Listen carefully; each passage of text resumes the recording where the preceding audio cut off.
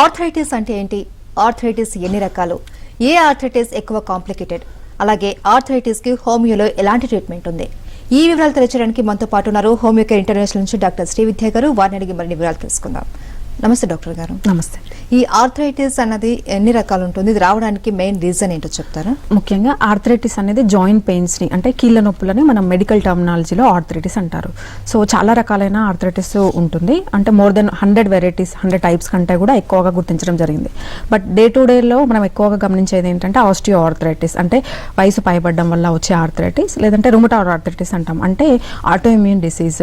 So ఈ variety of the ఆర్థరైటిస్లో ఏంటంటే ఏజ్తో సంబంధం లేకుండా ఈవెన్ చిన్న పిల్లల్లో కూడా కనిపించే కీళ్ళ నొప్పులు అని చెప్పుకోవచ్చు. సో ముఖ్యంగా ఏంటంటే చిన్న జాయింట్లు ఏవైతే ఉన్నాయో అంటే ఫింగర్ జాయింట్స్ కానివ్వండి, కాలి వేళ్ళల్లో సైమల్టేనియస్గా రెండు వైపులా సిమెట్రికల్గా ఇన్వాల్వ్మెంట్ అనేది ఉంటుంది. సో మిగతా ఆర్థరైటిస్తో పోలిస్తే రుమటాయిడ్ ఆర్థరైటిస్ అనేది చాలా క్లిష్టమైన డిసీజ్గా చెప్పుకోవచ్చు.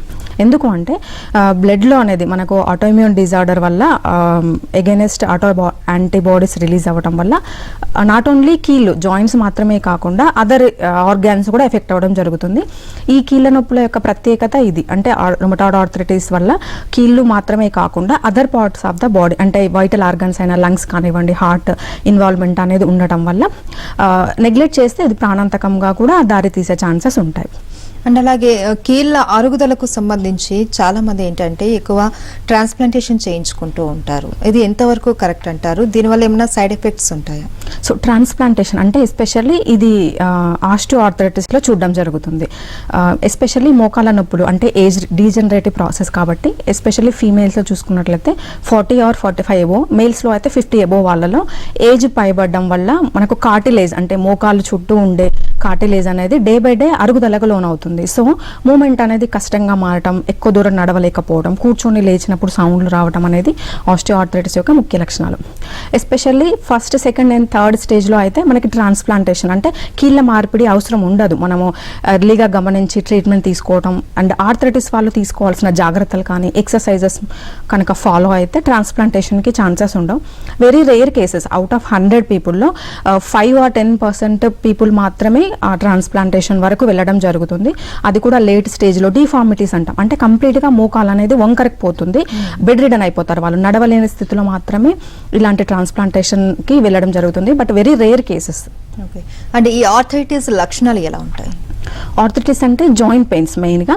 డిఫరెంట్ టైప్ ఆఫ్ ద ఆర్థరైటిస్లో పెయిన్ అంటే జాయింట్ ఇన్వాల్వ్మెంట్ అనేది డిఫరెంట్గా ఉంటుంది. ఇప్పుడు చెప్పినట్లుగా ఆస్టియో ఆర్థరైటిస్ అయితే మేజర్ జాయింట్ బాడీలో ఏవైతే పెద్ద జాయింట్స్ ఉంటాయో అంటే మన వెయిట్ మోసేవి మోకాళ్ళు కానివ్వండి, హిప్ జాయింట్స్ ఇన్వాల్వ్మెంట్ ఉండేది ఆస్టియో ఆర్థరైటిస్.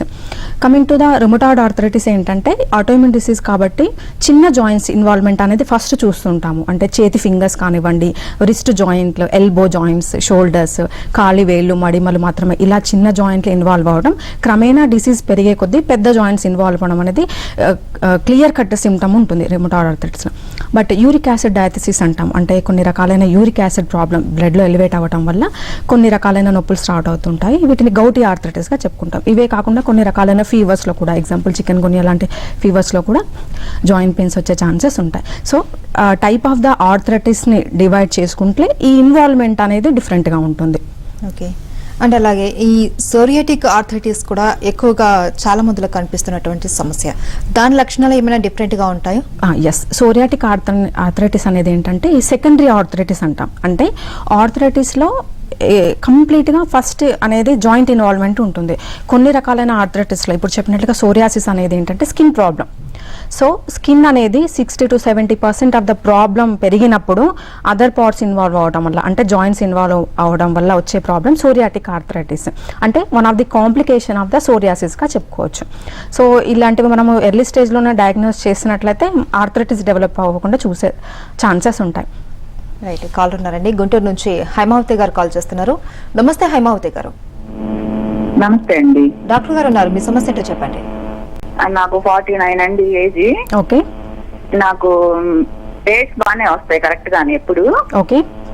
పోతే నెల క్రితం డేట్ కొంచెం లేట్ గా వచ్చి బ్లీడింగ్ తక్కువగా అయింది. ఓకే. ఇక నెలంతా కొంచెం కొంచెం అవుతా ఉంది. ఇప్పుడు 4 రోజుల నుంచి బాగా అవుతుంది, కొంచెం గడ్డలుగా కూడా పడుతున్నాయండి. ఓకే. అది ఏం చేయాలి డాక్టర్ గారిని ఫోన్ చేస్తానండి. సో జనరల్గా 49 ఇయర్స్ ఏజ్లో అంటే ప్రీ మెనోపాజల్ కండిషన్ అంటాము. అంటే నెలసరి ఆగిపోయే సమస్యలు ఆగిపోయే టైంలో కొంతమంది ఉమెన్లో ఇలా హెచ్చు తగ్గులు ఉండే ఛాన్సెస్ ఉంటాయి. బట్ మోర్ దాన్ 40 డేస్ కనుక ఎక్కువగా ఉంటే కనుక ఈ ప్రాబ్లమ్కి ఒకసారి స్కాన్ చేసుకోవాల్సి ఉంటుందండి. అల్ట్రాసౌండ్ అబ్డామిన్ అంటాము. సో దీనివల్ల ఏంటంటే ఇంటర్నల్గా ఏమన్నా పెథాలజీ ప్రాబ్లమ్స్తో ఈ మెనోరేజియా డెవలప్ అవుతుందా అనేది చెక్ చేసుకోవడం చాలా అవసరం. ఒకసారి అల్ట్రాసౌండ్ అబ్డామిన్ చెక్ చేయించి నియరెస్ట్ డాక్టర్ని విజిట్ అవ్వండి. ఓకే. అలాగే ఈ ఆర్థరైటిస్లో దగ్గర దాదాపు 100 రకాలు ఉన్నాయని అంటున్నారు. సో వీటిలో ఎక్కువగా ఏది తీవ్రమైన సమస్యగా భావించాలంటారు? ఏ ఆర్థరైటిస్? అంటే సివియారిటీ ఆఫ్ ద ఆర్థరైటిస్ చూసుకున్నట్లయితే mostly rheumatoid arthritis and gouty ఆర్థరైటిస్గా చెప్పుకోవచ్చు. ఎందుకంటే వీటిల్లో జాయింట్స్తో పాటుగా ప్రాబ్లం ఎప్పుడైతే పెరుగుతుందో వైటల్ ఆర్గన్స్ అంటే లంగ్స్ కానివ్వండి, యూరిక్ యాసిడ్ డయాథసిస్ అంటే గౌటీ ఆర్థరైటిస్లో కిడ్నీ ఇన్వాల్వ్ అవ్వడం కానీ, రుమటాయిడ్ ఆర్థరైటిస్లో ఆర్ఏ ఫ్యాక్టర్ బ్లడ్లో ఎప్పుడైతే ఇంక్రీజ్ అవుతుందో బ్లడ్ వెజిల్స్ అనేవి మందంగా మారిపోతుంటాయి. సో హార్ట్ ప్రాబ్లమ్కి డెవలప్ అయ్యే ఛాన్సెస్ ఉంటాయి. సో సివియారిటీ వైజ్గా అంటే లైఫ్ థ్రెటనింగ్ ప్రాబ్లమ్కి దారితీసే ఆర్థరైటిస్ ఇవిగా చెప్పుకోవచ్చు, అంటే rheumatoid arthritis and gouty arthritis. But osteo arthritis ఏంటంటే సివియారిటీ ఎక్కువగా ఉంటుంది బట్ లైఫ్ థ్రెటనింగ్కి దారి తీయదు. అంటే ప్రాణాంతకం కాకపోయినప్పటికీ ఇన్వాల్వ్మెంట్ అనేది జాయింట్ గ్రాడ్యువల్గా అరుగుదల ఎక్కువ ఉండడం వల్ల సివియారిటీ పెరిగితే కంప్లీట్గా నడవలేని స్థితికి డిఫార్మిటీకి పెరిగే ఛాన్సెస్ ఉంటాయి. బట్ ఏదైనా సరే ఎనీ ఆర్థరైటిస్ మనం ఇనిషియల్ స్టేజ్లోనే సిమ్టమ్స్ ద్వారా గుర్తించి తగ్గించుకున్నట్లయితే కాంప్లికేషన్స్కి వెళ్లకుండా చూసుకోవచ్చు. కాల్ ఉన్నారండి, నెల్లూరు నుంచి సందీప్ గారు కాల్ చేస్తున్నారు. నమస్తే సందీప్ గారు. నమస్తే madam. Good afternoon madam. Good afternoon, చెప్పండి మేడం. హలో డాక్టర్ గారు. హలో, చెప్పండి. Good afternoon madam. Good afternoon madam, మా ఫ్రెండ్కి వచ్చేసి ఎస్ఎల్ఏ అని చెప్పి డయాగ్నోస్ చేశారు మేడం. ఆటోఇమ్యూన్ డిసీజ్ అని. ఓకే. అది కీమోథెరపీ అయితే ఇచ్చారు. ఆ అబ్బాయి ఆల్రెడీ 2 హాస్పిటల్ తిరిగాడు మేడం. ఓకే. తిరిగితే వాళ్ళు వచ్చేసి ఏమీ లేదు, జస్ట్ యూరిన్ ఇన్ఫెక్షన్ అని చెప్పారు, ప్రోటీన్ యూరియా అని చెప్పారు. ఓకే. ఆ తర్వాత వేరొక ప్రైవేట్ హాస్పిటల్ తీసుకెళ్తే చెన్నైలో వాళ్ళు ఎస్ఎల్ఏ అని చెప్పి కీమోథెరపీ ఇచ్చారు మేడం. ఓకే. ఇప్పుడు ప్రెసెంట్ బాగానే ఉన్నాడు. ఫ్యూచర్ లో ఏమైనా కాంప్లికేషన్స్ వస్తాయా? తన ఏజ్ ఎంత అండి? ఏజ్ 26 ఉంటుంది మేడం. 26 ఇయర్స్. అవును మేడం. ఓకే. ప్రజెంట్ ఏమైనా సిమ్టమ్స్ ఉన్నాయా, తనకు ప్రాబ్లమ్స్ ఉన్నాయా ఏమైనా? ప్రెసెంట్ ఏం ప్రాబ్లమ్స్ లేదు మేడం. రిపోర్ట్స్ అన్ని కూడా నా న్యూట్రల్ గానే ఉన్నాయి. అన్ని ప్రోటీన్ యూరియా పోయింది, ఓన్లీ ట్రేస్ అని వచ్చింది. ఓకే. ఈఎస్ఆర్ కౌంట్ అంతా నార్మల్ అయిపోయింది మేడం. ఓకే. నీళ్ళు వచ్చాయి. ఓకే. అది అబ్బాయికి కీమో అయి కూడా జనవరిలో అయింది మేడం, లాస్ట్ డోస్. ఓకే. అది అప్పటి నుంచి ఇట్లానే అంటే ఫుడ్ అన్ని నార్మల్ తీసుకుంటున్నాడు. ఓకే. డైట్ ఏమి లేదు. ఇంకేం ప్రాబ్లం అవుతుందా? సో ఎస్ఎల్ఈ అనేది first of all autoimmune disease అండి. ఎప్పుడైతే సిమ్టమ్స్ ఉంటాయో కాంప్లికేషన్స్ ఉన్నప్పుడు మాత్రమే ట్రీట్మెంట్ కానీ కీమోథెరపీ లాంటివి లేదంటే అదర్ ట్రీట్మెంట్ అవసరం. బట్ ఎప్పుడైతే మనకు బ్లడ్ రిపోర్ట్స్ నార్మల్గా ఉంటాయో అనవసరంగా కీమోథెరపీ లాంటిది అవసరం లేదండి. బట్ ఎవ్రీ ఇయర్ ఒకసారి బ్లడ్ చెకప్ అనేది ఇంపార్టెంట్ అండి. అంటే సిబిపి, ఈఎస్ఆర్, ఇంతకుముందు చెప్పినట్లు మీరు ప్రోటీన్ యూరియా అంటే యూరిన్ ఎగ్జామినేషన్లో తెలుస్తుంది. బట్ అదర్ సిమ్టమ్స్ ఏమైనా ఉంటే కనుక ఖచ్చితంగా ట్రీట్మెంట్ తీసుకోవాలి. ఎందుకంటే ఆటోఇమ్యూన్ డిసీజ్ వల్ల అదర్ కాంప్లికేషన్స్ వచ్చే ఛాన్సెస్ ఉంటాయి. రైట్ నౌ రిపోర్ట్స్ నార్మల్గా ఉన్నాయి కాబట్టి టెన్షన్ పడాల్సిన అవసరం లేదు. ఎవ్రీ 1 ఇయర్కి చెక్ చేస్తూ ఉండండి. రైట్. నెక్స్ట్ కాలర్ శోభ కాల్ చేస్తున్నారు మదనపల్లి నుంచి. శోభ గారు నమస్తే అండి. నమస్తే మేడం. మీ సమస్య ఏంటో చెప్పండి, డాక్టర్ గారు ఉన్నారు. మేడం, నా age 38 years. Okay. Joint fingers అంతా జాయింట్ పెయిన్స్ ఒక 2-3 మంత్స్ నుంచి జాయింట్ పెయిన్స్ స్టార్ట్ అయినాయి మేడం నాకు. ఓకే. ఒక టాబ్లెట్స్ ఏదైనా తీసుకొని వాడితే ఒక 5 days 10 days వాడితే అప్పుడు తగ్గినట్టు అనిపిస్తుంది. ఓకే. మళ్ళీ మామూలుగా మళ్ళీ పెయిన్ స్టార్ట్ అవుతా ఉన్నాయి మేడం. ఓకే. ప్రాబ్లం గా ఉంది, కొంచెం బ్యాక్ పెయిన్ వస్తుంది. ఈ చేయిలు అయితే ఫింగర్స్ జాయింట్స్ కాడ బాగా ఏదైనా గిన్నె పట్టుకోవాలంటే కూడా ప్రాబ్లం గా ఉంది మేడం. ఓకే. ఇంకా కీళ్ళ నొప్పులు కాకుండా వేరే ప్రాబ్లం ఏమైనా ఉందా మీకు? ఇంతకు ముందు థైరాయిడ్ లాంటి ప్రాబ్లమ్స్? లేదు మేడం, థైరాయిడ్ ఏం లేదు, నార్మల్ గా ఉండదు మేడం. ఓకే. సో మీరు చెప్పిన దాన్ని బట్టి చూస్తే అంటే కీళ్ళ నొప్పులు చిన్న జాయింట్లో స్టార్ట్ అవ్వడం ఒకటి, దట్టు 3 months నుంచి కంటిన్యూస్గా ఉందంటున్నారు. కాబట్టి ఒకసారి బ్లడ్ ఎగ్జామినేషన్ అనేది చాలా ఇంపార్టెంట్ అండి. ఎందుకంటే ఏ టైప్ ఆఫ్ ద ఆర్థరైటిస్ అనేది రూల్ అవుట్ చేయడం ఇంపార్టెంట్. ఎందుకంటే మనం తీసుకోవాల్సిన జాగ్రత్తలు కానివ్వండి, మెడికేషన్ ఎన్ని రోజులు అవసరం పడుతుంది అనే దానికి ఏ టైప్ ఆఫ్ ద ఆర్థరైటిస్ చూసుకోవడం చాలా ఇంపార్టెంట్. ఒకసారి ఆర్ఏ ఫ్యాక్టర్ అని చేస్తారండి, అంటే బ్లడ్ టెస్ట్ ఒకటి, తర్వాత యూరిక్ యాసిడ్. ఈ 2 రకాలైన ప్రాబ్లమ్స్లో చిన్న జాయింట్ ఇన్వాల్వ్ అయ్యే ఛాన్సెస్ ఉంటాయి. ఒకసారి టెస్ట్ చేయించండి. దీంతో పాటుగా 38 yearsలో తీసుకోవాల్సిన ఆహార జాగ్రత్తలు ఏంటి అంటే కాల్షియం ఇంటేక్ అనేది బిఫోర్ 30 ఇయర్స్తో కంపేర్ చేస్తే ఏజ్ కొంచెం పెరిగిన వాళ్ళలో క్వాంటిటీ అనేది ఎక్కువ అవసరం పడుతుంది. సో కాల్షియం ఇంటేక్ అనేది ఎక్కువగా తీసుకోవడం, డైలీ సన్లైట్ ఎక్స్పోజర్ అనేది చాలా ఇంపార్టెంట్ అండి. ఎందుకంటే న్యాచురల్ వైటమిన్ డి అనేది త్రూ సన్లైట్ ద్వారా లభిస్తుంది. ఈ 2 జాగ్రత్తలు తీసుకుంటూ ఒకసారి రిపోర్ట్ చేయించండి. రైట్, ఈ ఆర్థరైటిస్ కాంప్లికేషన్స్ ఎలా ఉంటాయి అనేది ఒక చిన్న బ్రేక్ తర్వాత తెలుసుకుందాం. State doctor. ఎస్ డాక్టర్, ఈ ఆస్టియో ఆర్థరైటిస్ కాంప్లికేషన్స్ ఎలా ఉంటాయో చెప్తారు?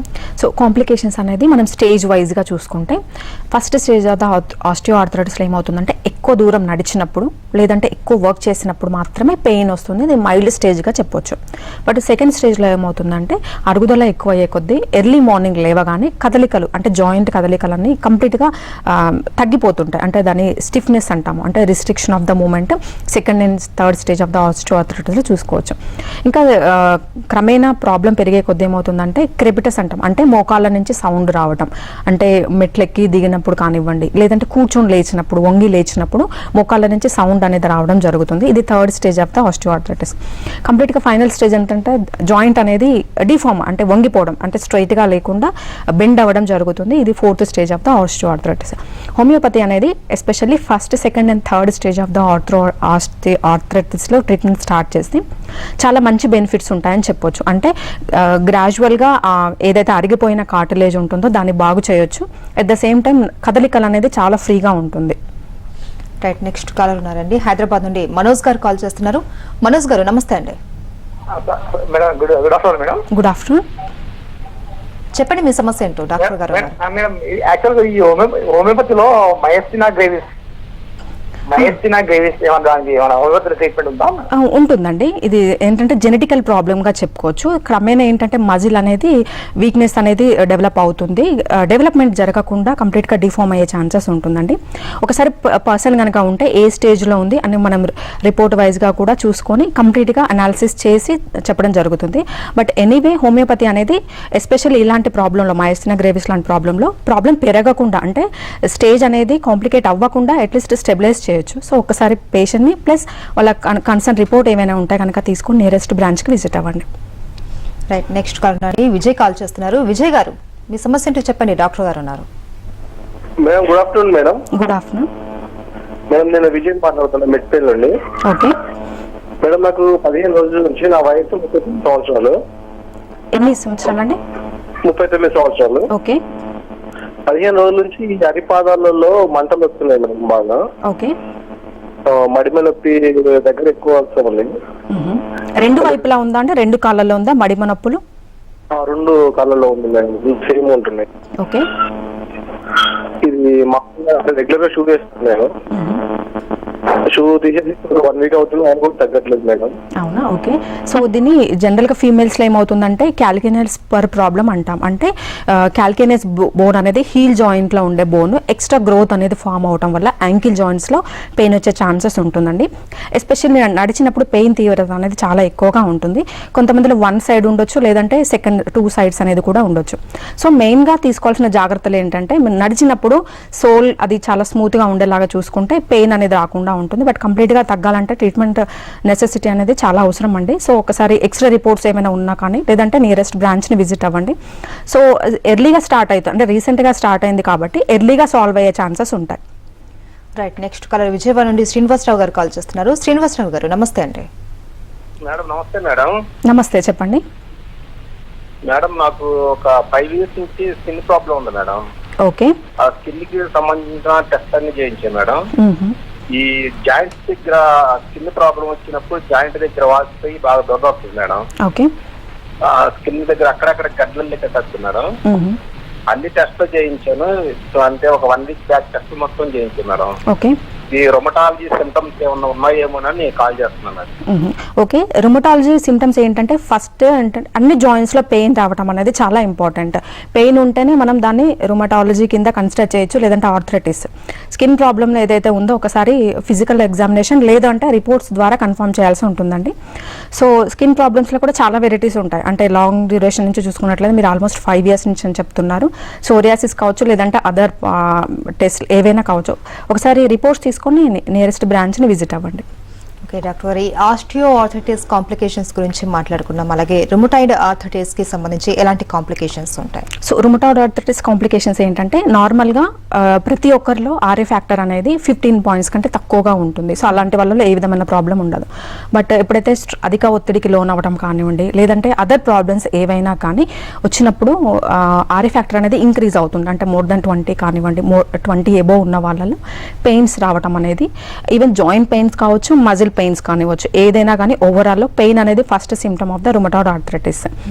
సో పెయిన్స్తో పాటుగా స్టిఫ్నెస్ అంటాం, అంటే కదలికలు కంప్లీట్గా లేకపోవడం. అంటే నార్మల్ పర్సన్ వర్క్ చేసినట్లయితే ఫింగర్స్ రావు. రుమటాయిడ్ ఆర్థరైటిస్ పర్సన్ ఏదైనా వర్క్ చేస్తే ఈవెన్ వితిన్ 10 or 20 minutesలో ఫింగర్ జాయింట్ పెయిన్స్ రావడం అనేది, పని చేయలేకపోవడం, ఇవన్నీ కూడా అంటే డిసబిలిటీకి దారి తీసే ఛాన్సెస్ ఉంటాయి. మోర్ దెన్ 100లో కూడా కొంతమంది పేషెంట్స్ ఉంటుంటారు.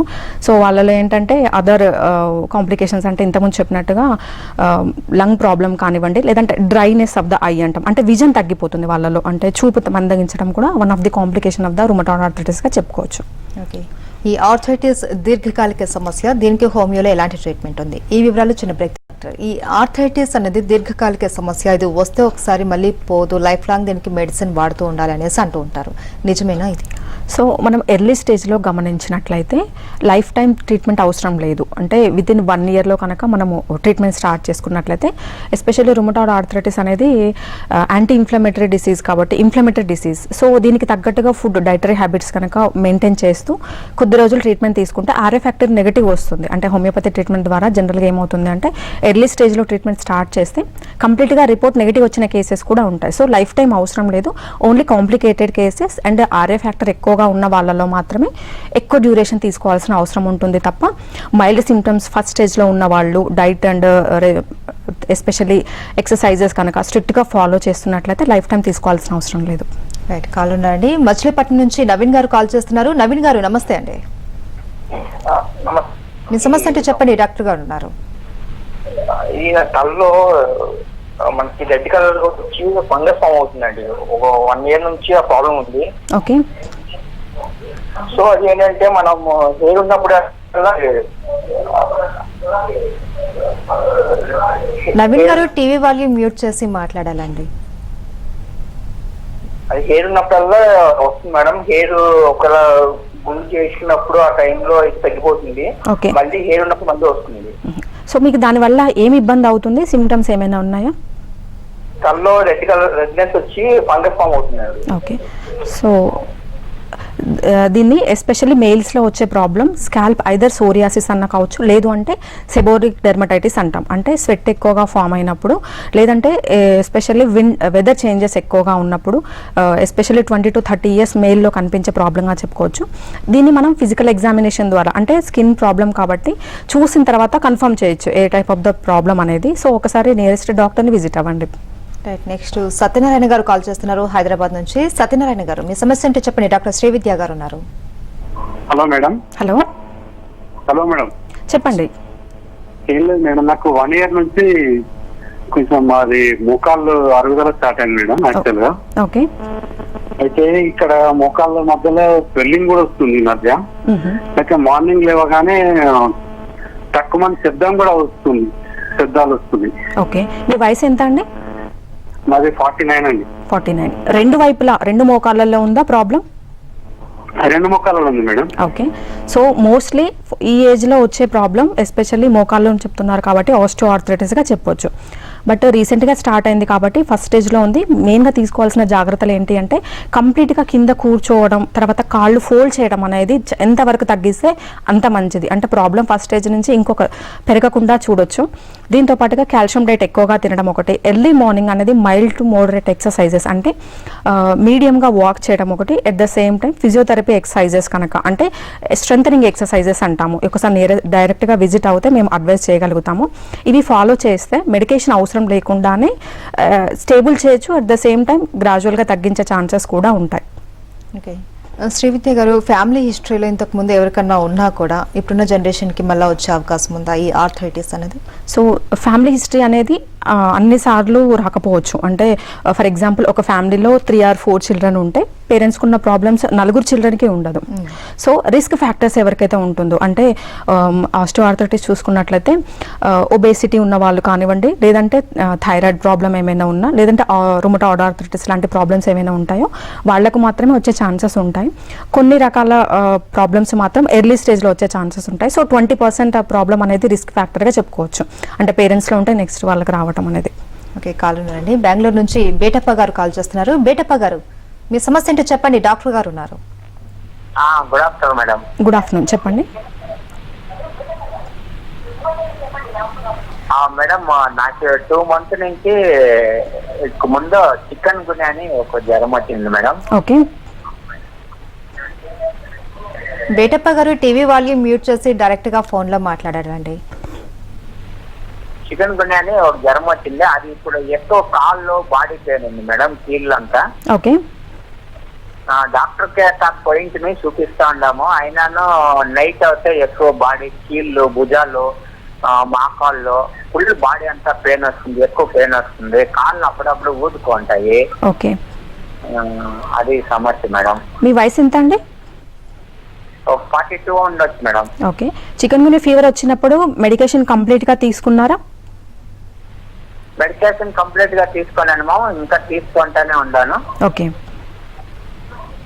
తీసుకున్నాను మేడం. ఓకే, సో దీన్ని వైరల్ ఆర్థరైటిస్ అంటామండి. అంటే కొన్ని రకాలైన ఫీవర్స్, అంటే చికెన్ గున్యా కానివ్వండి, లేదంటే మలేరియా లాంటి ఫీవర్స్ వచ్చినప్పుడు ఫీవర్ తగ్గిపోతుంది, బట్ ఈ వైరస్ అనేది జాయింట్స్లో కంప్లీట్గా స్టాగ్నేట్ అవ్వడం జరుగుతుంది. సో దానివల్ల ఏంటంటే ఈ జాయింట్ పెయిన్స్ కొంతమందిలో అయితే more than 1 year వరకు కూడా ఉన్న కేసెస్ చూడడం జరిగిందండి.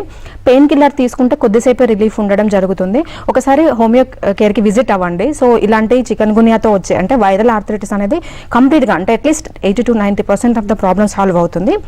At the same time painkiller అవసరం లేకుండా చేయొచ్చు. అండ్ అలాగే మోస్ట్లీ చాలా వరకు కూడా మనకు వచ్చే అనారోగ్య సమస్యలంతా కూడా ఇమ్యూనిటీ సిస్టమ్ అనేది కరెక్ట్గా లేకపోవడం వల్లే వస్తూ ఉంటుంది. సో ఈ ఇమ్యూనిటీని మనము బిల్డప్ చేసుకోవడానికి ఏమైనా హోమియోలో మార్గాలు ఉన్నాయా? Yes, especially auto immune disease అంటే ఇమ్యూనిటీ తక్కువ అవడం వల్ల వచ్చే ప్రాబ్లమ్స్ ఏంటంటే దీర్ఘకాలికమైన ప్రాబ్లమ్స్, రుమటాయిడ్ ఆర్థరైటిస్ కానివ్వండి, SLE ప్రాబ్లమ్స్, లేదంటే స్పాండిలైటిస్ అంటాం, యాంకలైజింగ్ స్పాండిలైటిస్. ఇమ్యూనిటీ తక్కువ అవడం వల్ల దీర్ఘకాలికమైన ప్రాబ్లమ్స్ రావచ్చు. At the same time acute problems కూడా వచ్చే ఛాన్సెస్ ఉంటాయి. అంటే ఫర్ ఎగ్జాంపుల్ ఏమైనా వైరల్ ఇన్ఫెక్షన్స్ కానీ. సో ఇమ్యూన్ సిస్టమ్ అనేది ప్రాపర్గా మెయింటైన్ చేయడం కోసం టైం అనేది, ఫుడ్ హ్యాబిట్స్ అనేవి ప్రాపర్గా మెయింటైన్ చేయడం చాలా ఇంపార్టెంట్. ఎస్పెషల్లీ వైటమిన్ సి వల్ల ఇమ్యూన్ అనేది బూస్టప్ అవుతుంది. సి విటమిన్ డైట్ రూపంలో కానివ్వండి, అదే సప్లిమెంట్ మెడికేషన్ రూపంలో కానీ తీసుకుంటే అట్లీస్ట్ ఇమ్యూనిటీ సిస్టమ్ అనేది మనకు డైలీ బూస్టప్ అవడం జరుగుతుంది. హోమియో మెడికేషన్లో కూడా ఇలా డైట్తో పాటుగా మెడికేషన్స్ కూడా ఉంటుంది. కొద్ది రోజులు తీసుకుంటే కనుక ఇలాంటి డిసీజ్ రాకుండా ప్రివెంట్ చేయొచ్చు. అండ్ ఈ ఆర్థరైటిస్కి హోమియో కేర్ ఇంటర్నేషనల్లో ఎలాంటి ట్రీట్మెంట్ ఉంది, అది ఎన్ని రోజులు తీసుకోవాల్సి ఉంటుంది? సో ఎన్ని రోజులు అనేది treatment duration severity of the problem మీద డిపెండ్ అయి ఉంటుందండి. అంటే రుమటాయిడ్ ఆర్థరైటిస్ తీసుకున్నట్లయితే ఎర్లీ స్టేజ్లో అంటే వితిన్ ఫ్యూ మంత్స్ కనుక విజిట్ అయినట్లయితే సిమ్టమ్స్ తక్కువ సివియారిటీ ఉంటాయి కాబట్టి, అంటే జాయింట్ పెయిన్స్ కానివ్వండి, స్టిఫ్నెస్, స్వెల్లింగ్, ఏదైనా డైట్ అనేది అడ్వైస్ చేయడం జరుగుతుంది. దాంతోపాటుగా మెడికేషన్ అడ్వైస్ చేయడం జరుగుతుంది. కాబట్టి స్టేజ్ని బట్టి డ్యూరేషన్ ఆఫ్ ద ట్రీట్మెంట్ నిర్ణయించడం జరుగుతుంది. అలాగే ఎలాంటి ఫుడ్ని మనము డైట్లో తీసుకోవాలని, అలాగే ఎలాంటి ఫుడ్ని మనం అవాయిడ్ చేయాలంటారు? సో ఆటోఇమ్యూన్ డిసీజ్ అంటే రుమటాయిడ్ ఆర్థరైటిస్ వాళ్ళలో ఏంటంటే యాంటీ ఇన్ఫ్లమేటరీ ఫుడ్ అంటాం. అంటే లీఫీ వెజిటబుల్స్ కానివ్వండి, తర్వాత ఫ్లాక్స్ సీడ్స్ అంటాం, అంటే జనరల్గా అవిసెలు అనేవి, వీటిల్లో ప్లస్ omega 3 ఫ్యాటీ యాసిడ్స్, వీటన్నిటిలో కూడా యాంటీ ఇన్ఫ్లమేటరీ ప్రోడక్ట్స్ అనేవి ఉంటాయి. సో ఇది అగైనెస్ట్గా ఏదైతే ఆటోఇమ్యూన్ డిసీజ్ని లేదంటే ఇన్ఫ్లమేటరీ డిసీజెస్ ఏవైనా కానీ మెడికేషన్తో పాటుగా ఈ పర్టికులర్ డైట్ తీసుకుంటే కనుక యాజ్ ఎర్లీ యాజ్ పాసిబుల్ తక్కువ టైంలోనే కంప్లీట్గా ట్రీట్ చేయొచ్చు. బట్ అవాయిడ్ చేయాల్సిన ఫుడ్ ఏంటి అంటే హై షుగర్ ఇంటేక్ కానివ్వండి, లేదంటే కార్బోహైడ్రేట్ డైట్ ఎంత తక్కువగా తీసుకుంటే అంత మంచిది. అండ్ ఎస్పెషల్లీ కొన్ని రకాలైన ఆర్థరైటిస్ ఎస్పెషల్ చూసుకున్నట్లయితే gouty arthritis and rheumatoid arthritis వాళ్ళు మీట్ అనేది అంటే రెడ్ మీట్ కంప్లీట్గా అవాయిడ్ చేయడం చాలా మంచిది. ఈ పర్టికులర్ ఫుడ్ హ్యాబిట్స్ మెయింటైన్ చేస్తూ అండ్ మజిల్ స్ట్రెంథనింగ్ ఎక్సర్సైజ్ చేస్తే కనుక ట్రీట్మెంట్ తక్కువ టైంలోనే మనం ప్రాబ్లం పూర్తిగా తగ్గించవచ్చు. Right, thank you so much అండి. హోమియో కేర్ ఇంటర్నేషనల్లో ఆర్థరైటిస్కి సంబంధించి ఎలాంటి ట్రీట్మెంట్ ఉందో తెలియజేస్తున్నందుకు.